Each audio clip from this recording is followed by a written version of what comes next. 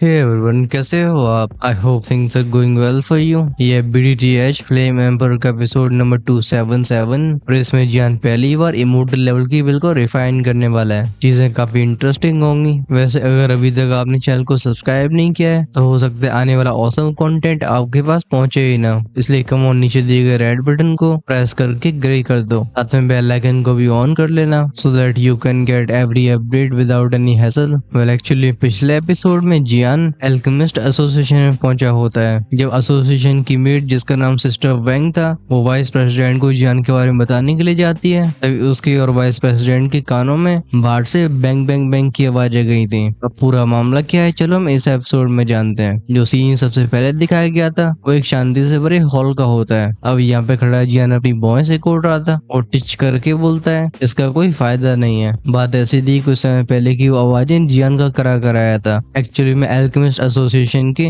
जो name plate होती है जिससे वो सोल सप्रेशन एमिट हो रहा था। जियान इसका सामना करने की कोशिश करता है अपनी सोल पावर से, हालांकि अल्टीमेटली उसने इस प्रेशर को सप्रेस कर दिया था, लेकिन इस पावरफुल क्लैश की वजह से उस प्लैग की सरफेस पे कई क्रैक्स बन जाते हैं। जियान हेल्पलेस आवाज में कहता है ये प्लैग क्या इसमें कम से कम एक इमोर्टल रैंक 5th ग्रेड के एल्केमिस्ट का सोल प्रेशर नहीं होना चाहिए, फिर इतनी आसानी से कैसे टूट गई? सोल लॉर्ड हंस के बोलते हैं नहीं ये बिल्कुल सही नहीं है, ये प्लेग बस एक ऑब्जेक्ट है। तुम्हें क्या लगता है एक सोल इम्प्रिंट कितना ही स्ट्रॉन्ग हो सकता है? अगर एक सोल इम्प्रिंट ही तुम्हारी जैसे इमोर्टल लेवल की सोल का सामना करने के लिए काफी होता तो इमोर्टल लेवल की सोल को इतना ज्यादा वैल्यूएबल नहीं माना जाता। ये लोग मनी मन में बात कर ही रहे होते हैं तभी यहाँ पहुंच जाते हैं तानचेन जो एल्केमिस्ट एसोसिएशन के वाइस प्रेसिडेंट थे। इनके पीछे उनका डिसाइपल हुआफे और एक और एल्केमिस्ट होता है। वो हा करके बोलते हैं लिटिल फ्रेंड, तो इस डिस्टरबेंस के पीछे का कारण तुम हो। ये सुन के जान पीछे मुड़ा था वो हुआफे को तुरंत पहचान जाता है। फिर वो आंखें नैरो करके बोलता है लड़का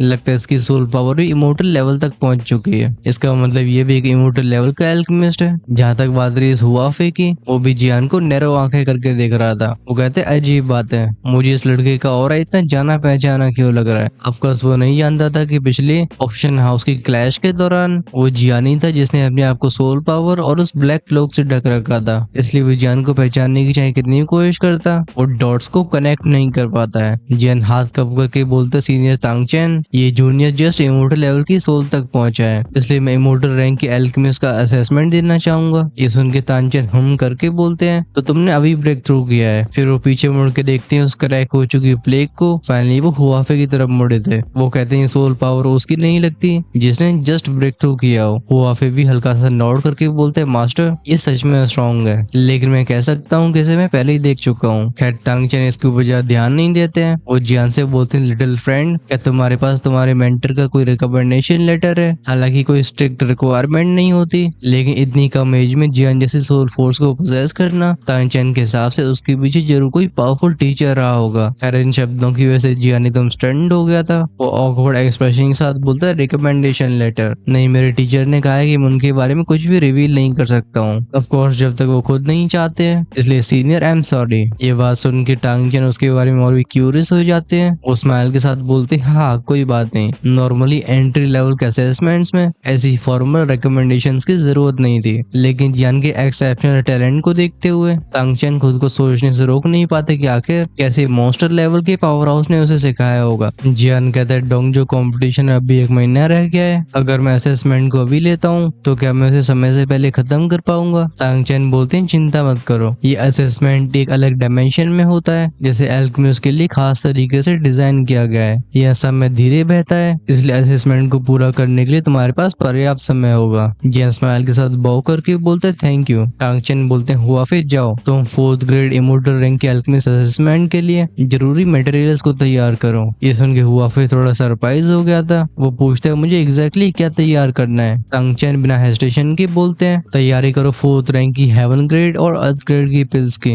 इन शब्दों ने तो हुआफे और बाकियों को स्टन कर दिया था। हेवन और अर्थ ग्रेड उसकी अभी लेट से 2 स्टार दुशान की स्ट्रेंथ और हाल ही में इमोर्टल लेवल तक पहुंची सोल के साथ भी वो जैसे तैसे 4th ग्रेड ज़्वान लेवल इमोर्टल एल्केमिस्ट बना है। ये सब होने के बाद भी उसका पिल रिफाइनमेंट में फेलियर इसके काफी हाई चांसेस हैं, लेकिन जियान जो कि बस अर्ली स्टेज 2 स्टार दोशान की स्ट्रेंथ को रखता है वो उससे हाई रैंक में अटेम्प्ट करने वाला है। हुआफे का शौक होना काफी नॉर्मल था, आखिरकार एल्केमी में सोल पावर फाउंडेशन होती है, लेकिन इस बुनियाद के साथ साथ उस लंबी सी प्रक्रिया के लिए ट्रेमेंडस दुखी की भी आवश्यकता पड़ती है। हाई लेवल के एल्केमिस्ट बस स्किल्ड नहीं होते बल्कि इनकी स्ट्रेंथ भी अच्छी होती है। खैर अपनी मास्टर की बात को इग्नोर नहीं कर सकता था। हम उसे तैयारियों के लिए जाते हुए देखते हैं। जियान अपने सर को हिला के बोलते हेवन और अर्थ रैंक। हाँ वाइस प्रेसिडेंट आप सच में जेनरस हो। सच्चाई ये कि वो जानता था कि उसकी सोल पावर बेसिक लेवल के इमोर्टल रैंक से ऊपर जा चुकी है। उसके लिए फोर्थ ग्रेड ज़ुआन लेवल का इमोर्टल लेवल टेस्ट ये बहुत इजी होगा, लेकिन अर्थ ग्रेड का असेसमेंट डिफिकल्ट होने वाला है। आखिरकार अभी वो दूसरा दोशान के अर्ली स्टेज पे ही है। उसकी ऊर्जा के ऊपर पड़ने वाला दबाव और तनाव ये उसे डिसएडवांटेज में डालेगा। तांग चेन स्माइल के साथ बोलते मेरा डिसेबल आइटम्स को तैयार करने गया है तो लिटिल फ्रेंड थोड़ा इंतजार करो। जियान कहता है कोई परेशानी नहीं है। यहाँ शांति फिर से फैल जाती है, लेकिन लगता है तांग चेन के दिमाग में कोई सवाल चल रहे थे। वो करीब 1-2 मिनट तक शांत रहने के बाद फाइनली खुद को बोलने से रोक नहीं पाते। तो तुम डोंगजो कंपटीशन में पार्टिसिपेट कर रहे हो?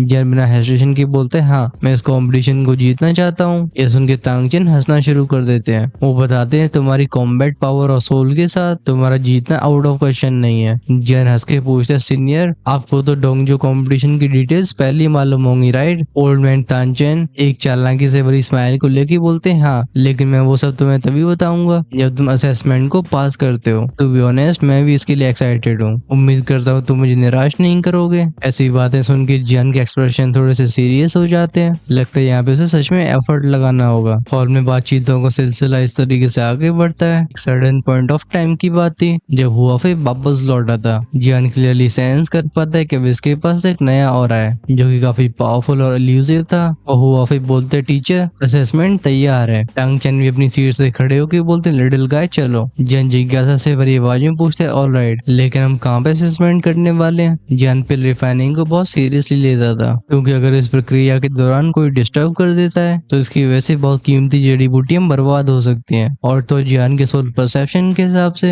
एल्केमिस्ट एसोसिएशन के अंदर उस लेवल की रिफाइनमेंट के लिए कोई बहुत सूटेबल लोकेशन मालूम नहीं पड़ती। तांग चेन हंस के बोलते हैं जैसा कि हमने पहले बताया ये थंडर सिटी पूरी ईस्टर्न कॉन्टिनेंट का बिल्कुल हार्ट है। आखिर यहाँ पे किसी चीज की कमी कैसे हो सकती है? नेचुरली एल्केमिस्ट एसोसिएशन ने पहले से सबकी व्यवस्था कर रखी है। ये बोलते बोलते उनके शरीर में से एक तेज स्पेस पावर रिलीज होती है। इससे पहले जियान रिएक्ट भी कर पाता, टांग चेन हुआफे और जियान को एक चकाचौंध करने वाली रोशनी ढक लेती है। पलक झपकते हुए यहाँ से गायब हो गए थे और अपीयर होते एक मिस्टीरियस लोकेशन पे। टांग चेन कहते हैं तुम्हारा इमोर्टल ग्रेड 4th ग्रेड का असेसमेंट टेस्ट यहाँ पे होगा। ये काफी यूनिक बॉयड था। जियान को यहाँ पे बिल्कुल नेचुरल एनर्जी फील नहीं होती है। जिस मोमेंट में यहाँ पहुंचा था वो तुरंत ही महसूस करता है कि इस जगह पे बाहरी दुनिया से टाइम स्लो चलता है। इस तरीके से वो डोंगजो कंपटीशन के लिए डिले भी नहीं होगा। वहीं पे हुआफे के चेहरे पे हेल्पलेस एक्सप्रेशन होता है। वो अपने मास्टर को अच्छे से जानता था। तांग चेन हमेशा से सारे आउटसाइडर्स के लिए एकदम स्टर्न और कोल्ड रहे हैं, लेकिन वो जियान के साथ ऐसा फ्रेंडली और एंथुसियास्टिक बर्ताव कर रहे हैं। आखिर हुआफे को ईर्ष्या महसूस क्यों नहीं होती? वो अपने मास्टर के प्राइड को जानता था। अगर तांग चेन किसी के सामने ऐसे बिहेव कर रहे हैं इसका मतलब बस एक हो सकता है, जियान का पोटेंशियल बहुत टेरिफाइंग है। इस समय इन तीनों के सामने एक मैसिव स्ट्रक्चर था। ये था एक जायंट पिल कल्ट्रन। इसकी सतह जगह जगह पे छेदों से भरी होती है। इसे ढक रखा होता है पावरफुल सोल सील ने जो बाहरी लोगों को दूर ढकेलती थी। जियान को एहसास होता है कि ऐसे बड़े स्ट्रक्चर को मेंटेन करना ये पावरफुल एल्केमिस्ट एसोसिएशन की बस की बात है। तांग चेन अपने हाथ को वेव करके बोलते हैं ये हमारी एल्केमिस्ट एसोसिएशन का असली बेस कैंप। जो तुमने बाहर देखा वो बस स्मॉल फ्राई है। उनके इस इशारे से एक सेक्शन फोर्स तीनों को उस कल्डन के अंदर खींच लेती है। एंटर करते जियान के कान में वो जानी पहचानी सिस्टर वैंग की आवाज गई थी। वो सिस्टर वैंग बोलती है vice president 4th grade immortal rank के असेसमेंट की तैयारियां पूरी हो चुकी हैं। टांग चेन नोट करके बोलते हैं ठीक है काम पे लगो। वो सीधा जियान को असेसमेंट की जगह पे ले जाने लगते हैं और ये कहना पड़ेगा कि इस कल्डन जैसे स्ट्रक्चर के अंदर कोई नॉर्मल सी जगह नहीं थी। इसका इंटीरियर बहुत बड़ा और पेचीदा होता है। वो चारों तरफ पावरफुल सोल फोर्सेस को फील कर पाता है। टाइम टू टाइम कुछ एक्सप्लोजन के साउंड भी सुनाई दे देते हैं। बिना किसी शक के यहाँ और भी पिल रिफाइनमेंट चल रही होती है। कुछ ही समय तक चलने के बाद तांग चेन का ग्रुप एक बड़े से पत्थर के दरवाजे के सामने पहुंचता है। इस गेट को टाइटली सील किया गया था। इसके ऊपर सील्स के एक के बाद एक झड़ी लगी होती है। उस पत्थर के गेट की तरफ पॉइंट करते हुए बोलते हैं ये तुम्हारे असेसमेंट का पहला स्टेप होगा सोल स्ट्रेंथ। सबको पता होता है कि एल्केमिस्ट ऐसे यूनिक क्लास है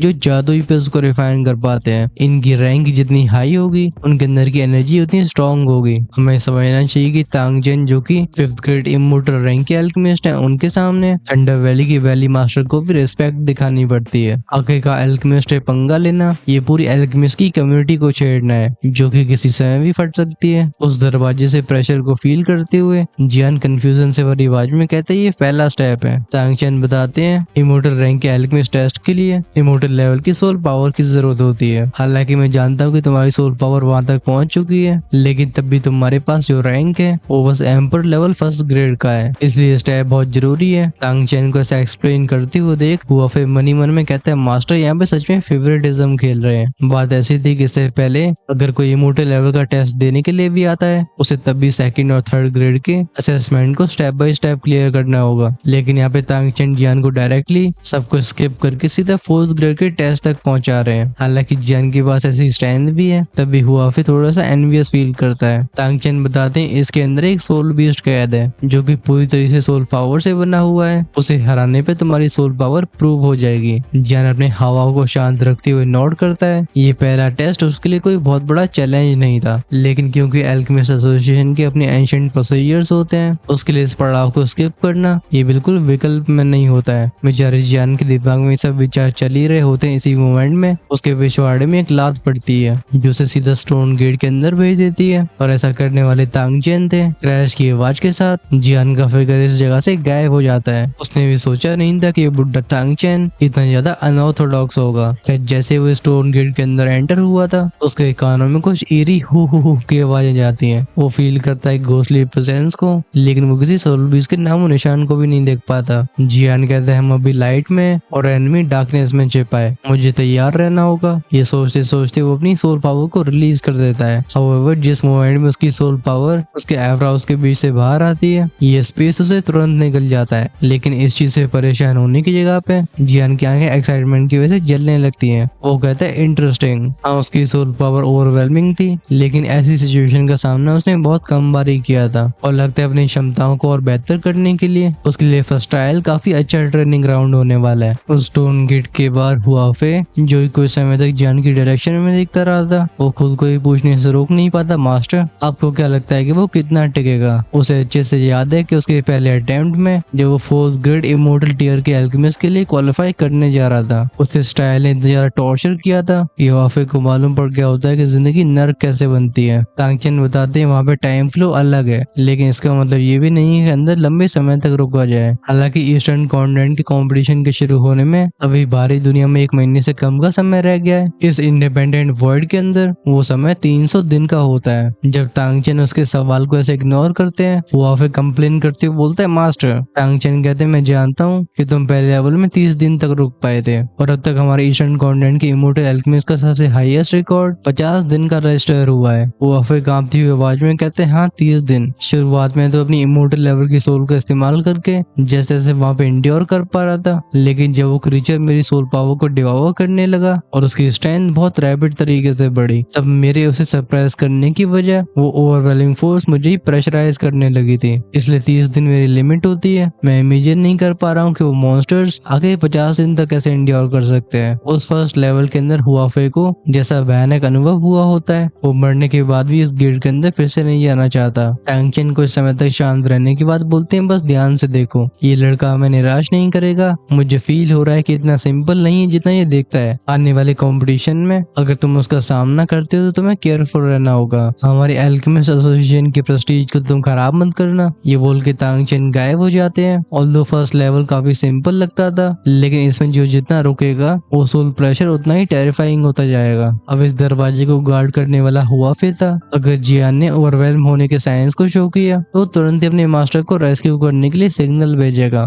मंजर हम देखते हैं अंदर का। इस समय इस जगह को एक नीले रंग की रोशनी ने ढक रखा था। एक नीले रंग की फ्लेम जो कि सूरज की तरह इस स्पेस में ऊपर टंगी होती है वो यहाँ खलबली मचा देती है। जियान टिच करके बोलता है मैंने एक्सपेक्ट नहीं किया था कि ये सोल बीस्ट को उस प्योर सोल पावर से बनाया गया है। वो एक्चुअली में ऐसी छोटी सी चीज होगी। अगर बात करिए आसमान के सूरज की तो वो जियान की घोस्ट फेस सोल फ्लेम की एक मैनिफेस्टेशन था। इस जगह पे खड़े होकर जियान पूरे स्पेस को देख पाता है। उसके सामने एक बड़ी सी लेक यानी कि झील थी। इसके पानी की सतह पे एक चट्टान फ्लोट कर रही थी और इस चट्टान के ऊपर होता है एक बड़ा सा पेड़। इस पीले रंग की पत्तियों और टहनियों वाले पेड़ की जड़ें ऐसा लग रहा था इस झील के बिल्कुल नीचे जाती हूँ। अभी जियान इसकी एक टहनी पे खड़ा होता है। बात ऐसी थी कि जब वो पहली बार स्पेस में आया था उसके द्वारा रिलीज होने वाली सोल पावर को उस क्रीचर ने तुरंत ही अब्सॉर्ब कर लिया था, लेकिन जैसे ही वो घोस्ट फेस सोल फ्लेम को समन करता है। वो इस सो रहे क्रीचर को काफी आसानी से कैप्चर कर लेता है। हाउएवर सोल बीस्ट एकदम ट्रांसपेरेंट था, ये वॉइड से अच्छे से मिल पाता था। अगर जियान पहले अपनी सोल परसेप्शन को फैला नहीं चुका होता तो शायद इसे नोटिस भी नहीं कर पाता।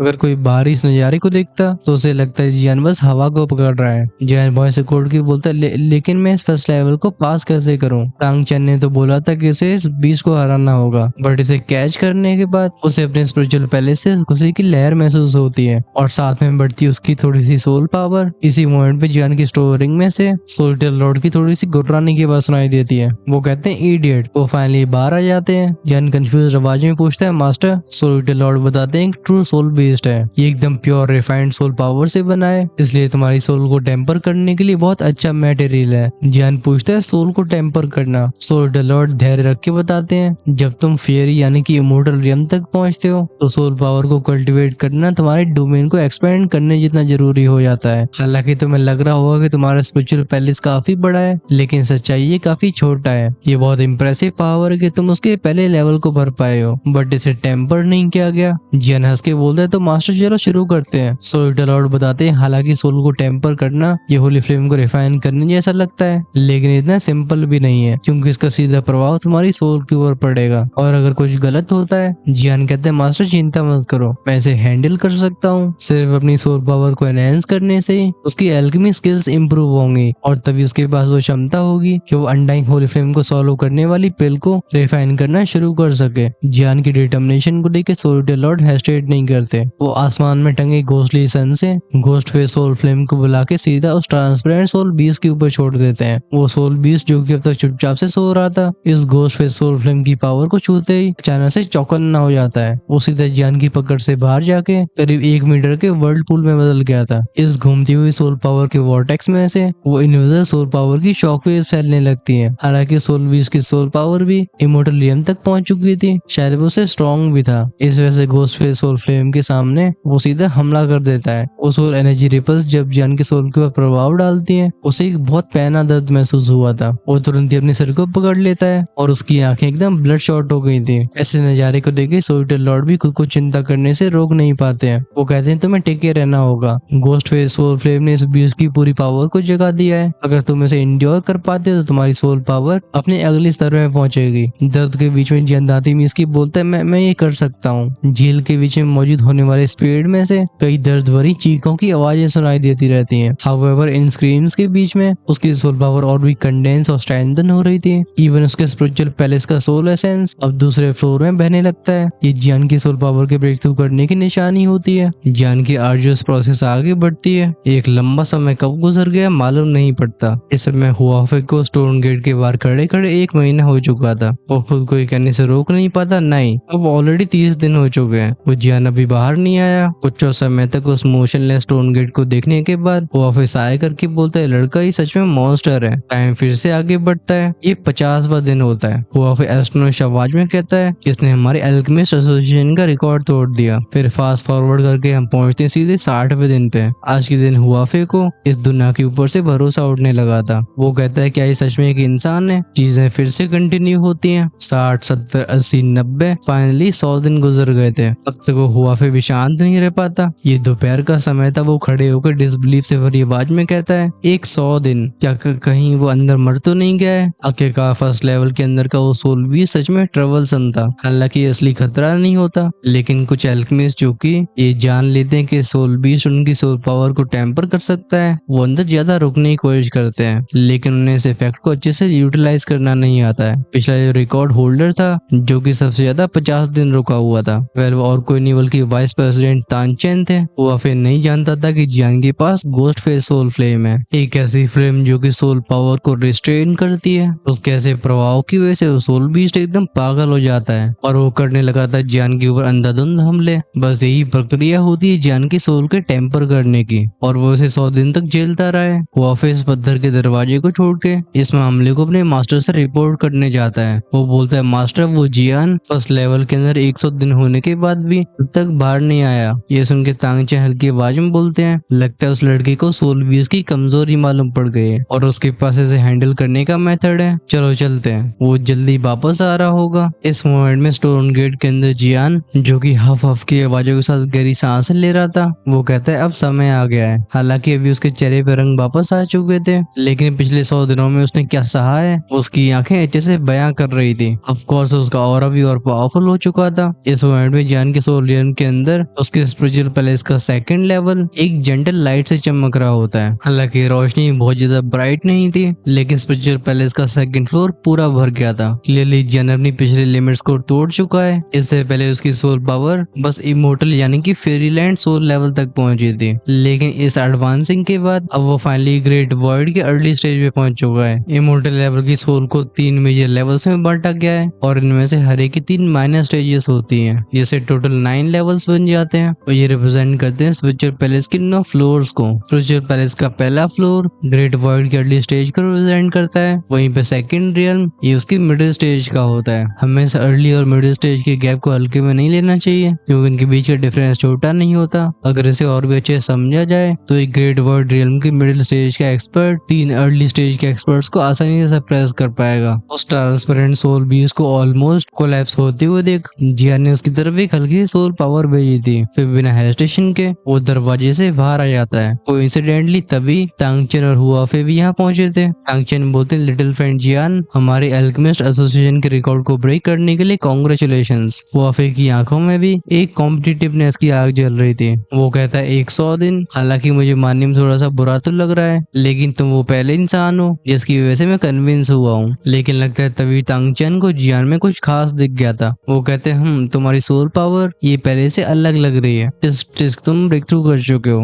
वो एक अम्यूजमेंट से भरी आवाज में कहते हैं ग्रेट वर्ल्ड रियल्म के मिड स्टेज। ये शब्द जब हुआफे के कान में गए थे वो सलाइवा को गटकते हुए बोलते मिड स्टेज। हमें समझना चाहिए कि हुआफे ने अभी जस्ट अपने स्पिरिचुअल पैलेस के 9 लेयर्स को कंडेंस किया था। वो भी एक जेन्युइन इमोर्टल टियर का एल्केमिस्ट भी नहीं होता है, उसे बस एक हाफ स्टेप बोला जाएगा। लेकिन जियान अलग था, उसकी सोल पावर हुआफे से 2 लेवल ऊपर होती है। ये इस बंदे को एकदम भौचक्का करने के लिए काफी थी। पूरे एल्केमिस्ट एसोसिएशन के अंदर भी वो लोग जो कि ग्रेट वॉइड रियल्म तक पहुंचे हैं, ये सब सीनियर मेंबर्स थे। यंगर जनरेशन में ऐसा बस एक होता है। इवन उसके मास्टर वाइस प्रेसिडेंट टांगचेन भी हाल ही में अपनी सोल को ट्रांसफॉर्मिंग सोर्स रियल्म में ब्रेक थ्रू कर पाए हैं। और जियान, जिसकी उम्र सिर्फ सबसे कम नहीं होती है बल्कि वो पहले ही स्ट्रॉन्ग था। बेसिकली कहने का मतलब ये है जैसे जैसे समय आगे बढ़ेगा जियान उसके मास्टर टांगचेन को भी सरपास करने वाला है। अपनी खोपड़ी को खोजाते हुए जियान एक हल्की स्माइल के साथ बोलता है मैं बस थोड़ा सा लकी रहा हूँ। बात ऐसी थी कि उससे पहले चैलेंजर से उस सोल बीस्ट ने इतनी सारी सोल पावर को ऑब्जर्व नहीं किया होता, और अगर उसके पास गोस्ट फेस सोल फ्लेम नहीं होती तो ये ब्रेक थ्रू बिल्कुल इम्पॉसिबल था। तभी तांगचेन बोलते वो मैं भूल ही गया, क्योंकि तुम हमारे यहाँ पे असेसमेंट लेके आए हो, अब से तुम हम में से एक हो। मुझे लगता है बच्चे तुम में से कोई परेशानी नहीं होगी, राइट। खुद एक एक्सपीरियंस फिगर होने की वजह से तांगचेन अच्छे से बता पा रही थी कि जियान का पोटेंशियल सच में एक्स्ट्राऑर्डिनरी है और वो उसे इतनी आसानी से कैसे जाने दे सकते थे। जियान नॉड करके बोलते ऑफ कोर्स, एल्केमिस्ट एसोसिएशन जैसा पावरफुल बैकर होना, ऐसी एबिलिटी हर किसी के पास नहीं होती है। क्योंकि तांगचेन खुद उसे सपोर्ट करने के लिए तैयार है, वो इस ऑफर को कैसे रिजेक्ट कर सकता था।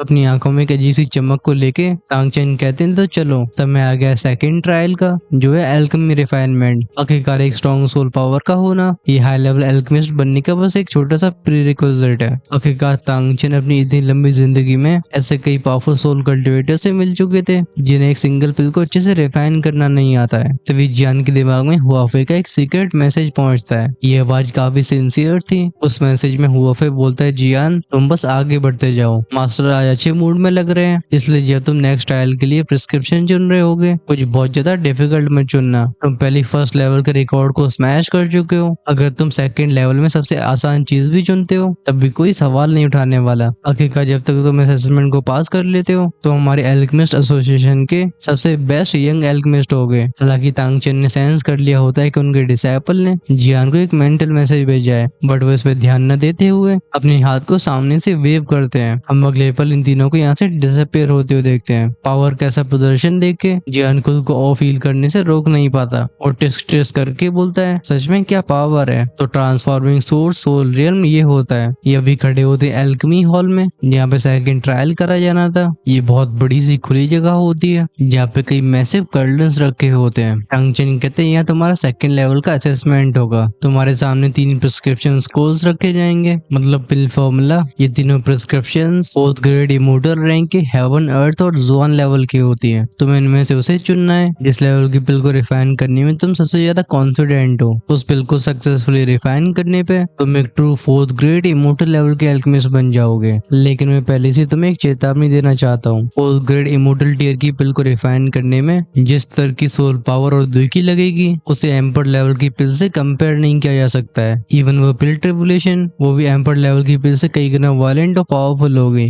अंत तक बोलते बोलते वो काफी सॉलम हो जाते हैं। तांगचेन कहते हैं तुम्हें अच्छे से तैयार रहना होगा। जियान सीरियसली नोट करता है। जब से दुखी कॉन्टिनेंट को छोड़ के दोदी कॉन्टिनेंट में आया था वो एल्केमी के रास्ते में खुद से आगे बढ़ रहा होता है। हालांकि आने वाले चैलेंजेस उसके लिए एकदम फ्रेश और इंट्रीगिंग होते हैं लेकिन ये ट्रेमेंडस प्रेशर को भी रखते थे। तभी अचानक से क्लैक क्लैक क्लैक की आवाजें तीनों के कानों में जाती हैं। ये थी पत्थरों के शिफ्ट होने की आवाजें। जियान के जस्ट सामने 3 पत्थर के पिलर्स उठते हैं। इन खम्भों के ऊपर सिल्वरी स्कोर्स मौजूद थे जिन्हें प्रोटेक्टिव लाइट की लेयर्स ने घेर रखा होता है। इवन जियान अपनी अभी की स्ट्रेंथ के साथ भी इन प्रोटेक्टिव लेयर्स को देख के आंखें नैरो कर लेता है। वो कहते हैं अर्थ टाइप की टेक्निक। ये ऑटोमेटिक वाले मैकेनिज्म्स नहीं होते। बेसिकली पत्थरों का इस तरीके शिफ्ट होना और जमीन से स्टोन पिलर्स का उभरना ये किसी अर्थ एट्रीब्यूट के कल्टिवेटर की स्किल्स का रिजल्ट है। तानचेन बोलते हैं ये तीनों वही परसेप्शंस हैं। जब तुम शुरुआत करो जियान का पूरा दिन इन तीनों स्टोन प्लेयर्स के ऊपर ही होता है। सबसे पहले उसकी नजरें जाती हैं 3rd स्टोन प्लेयर के ऊपर जो तीनों में सबसे कमजोर एनर्जी को रेडिएट कर रहा था। ये था इमोर्टल रैंक 4th ग्रेड जुआन पिल का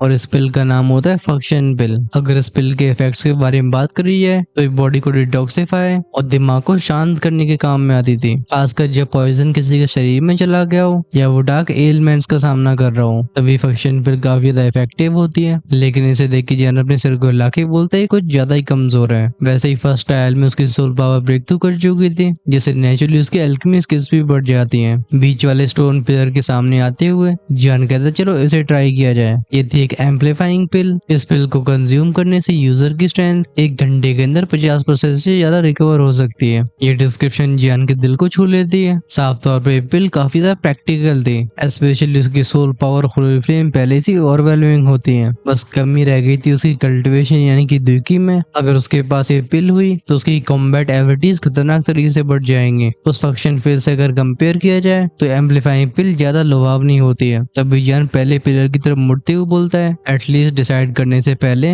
मुझे फर्स्ट स्क्रोल को चेक तो जरूर करना चाहिए। फाइनली जियान हल्की सोल पावर को रिलीज करता है। जैसे वो इस पिल फॉर्मूले के संपर्क में आती है उसकी आंखों में एक शॉक दिखाई देता है। ये थी immortal rank 4th grade heaven class की पिल, एक इमोर्टल स्पिरिट पिल। जियान की नजरें बहुत पैनी हो चुकी होती हैं। आखिर एक इमोर्टल स्पिरिट पिल क्या होती है? ये दुखी को रिकवर करने में एकदम डिवाइन ग्रेड की पिल कही जा सकती है। बिना बड़ा चढ़ा के बोलते हुए ये पिल 4 स्टार 2 शान से नीचे के लेवल के एक्सपर्ट्स के लिए सबसे स्ट्रॉन्गेस्ट रिकवरी पिल होती है। इसके जैसा और कोई नहीं था। इसकी वही टेरिफाइंग इफेक्टिवनेस ही इसकी कीमत को एस्ट्रोनॉमिकल बनाती है। खासकर इसका पिल फॉर्मूला ये तो ढूंढने से भी नहीं मिलता। जियान ने कभी सोचा नहीं था कि इमोर्टल ग्रेड के एल्केमिस्ट के असेसमेंट में वो ऐसे खजाने से रूबरू होगा। अभी पीछे खड़े हुआफे के एक्सप्रेशन भी थोड़े डार्क हो गए थे। जब उसने सेम असेसमेंट लिया था वो हेवन लेवल की प्रिस्क्रिप्शन ये नहीं थी। उसे अच्छे से पता था। हालांकि अर्थ और जुआन लेवल की प्रिस्क्रिप्शन बिल्कुल उसके जैसी होती है लेकिन हेवन क्लास के पिल फॉर्मूले को बदल दिया गया है। तानचेन जिनकी सारी नजरें जियान के ऊपर टिकी हुई थी कोशिश करके बोलते हैं शांत रहो। अभी फ्रस्ट्रेशन को हुआफे अपने चेहरे से बिल्कुल छिपा नहीं पाता।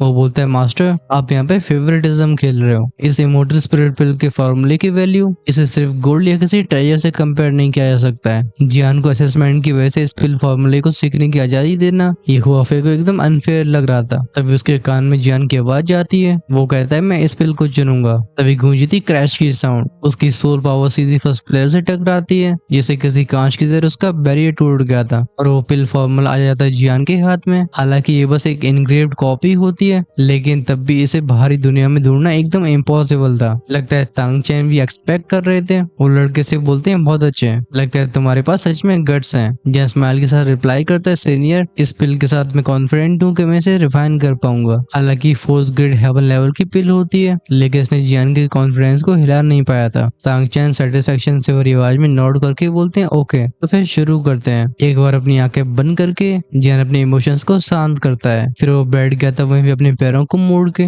आगे के कुछ मिनट्स उसे अपनी पूरी कंडीशन को पीक पर ले जाने के लिए लग जाते हैं। फाइनली जियान ने उस इमोर्टल स्पिरिट पिल की प्रिस्क्रिप्शन को खोलना शुरू किया था। उस पिल फॉर्मूले में लिखा होता है इमोर्टल स्पिरिट पिल। इसे बैटल के दौरान कंज्यूम किया जा सकता है है और इसे लेने से अप्रोक्सीमेट 80% स्ट्रेंथ एक ही पल में रिस्टोर करी जा सकती है, लेकिन इसे 1 महीने के अंदर 1 से ज्यादा बार कंज्यूम नहीं किया जा सकता। ऐसा करने पे पिल इनफेक्टिव हो जाएगी और इसे रिफाइन करने के मटेरियल्स ये withered spirit source branch, ice heart chalcedony, soloing spirit stone. जानकारी तो काफी होती है जो कि ऑफ कोर्स जान के दिमाग में भरी होती है। वो खुद से बोलता है सोलोइंग स्पिरिट स्टोन। हाँ, तभी मैं कहूँ कि इमोर्टल स्पिरिट पिल इंस्टेंटली किसी की दुखी को कैसे रिकवर कर सकती है, तो इसकी वजह से सोलोइंग स्पिरिट स्टोन्स को एनर्जी को स्टोर करने के लिए जाना जाता था। भले इनका आकार हथेली के बराबर होता हो, तब भी इनके अंदर एक दूसरे लेवल के एक्सपर्ट की पावर हो सकती है। उस प्रिस्क्रिप्शन की तरफ इशारा करके तांगचेन बताते हैं इस पिल फॉर्मूले में जो हर एक मटेरियल है तुम्हें उसके 3 पोर्शंस मिलेंगे। इसका मतलब है कि तुम्हारे पास 3 मौके हैं और इसकी टाइम लिमिट है 200 दिन की। अगर तुम इन 3 अटेम्प्ट्स में फेल हो जाते हो या इन 200 दिनों की अवधि खत्म हो जाती है तो इस असेसमेंट को फेलियर करार दिया जाएगा। ये कहते कहते उनके हाथ में अपील होती एक स्पेशल रिंग। जियानो स्टोर रिंग को स्वीकार करते हुए बाव करके तानचेन को थैंक यू बोलता है। फिर वो पहुंचाता है एक बड़े से कर्डन के सामने और उसकी आंखों में एक डीप सेंस ऑफ सीरियसनेस जागने लगती है। हफ हफ की आवाजों के साथ गहरी सांसें लेते हुए जियानो स्टोर रिंग को काफी टाइटली पकड़ रखा था। वो एक डिटर्मिनेशन से भरी आवाज में कहता है अगर मैं इस 4th ग्रेड इमोर्टल लेवल के टेस्ट को पास कर लेता हूँ तो मेरे लिए स्टैंड को हासिल करने का एक बहुत बड़ा रास्ता खुलेगा। शायद जियान का ये सोचना गलत भी नहीं था।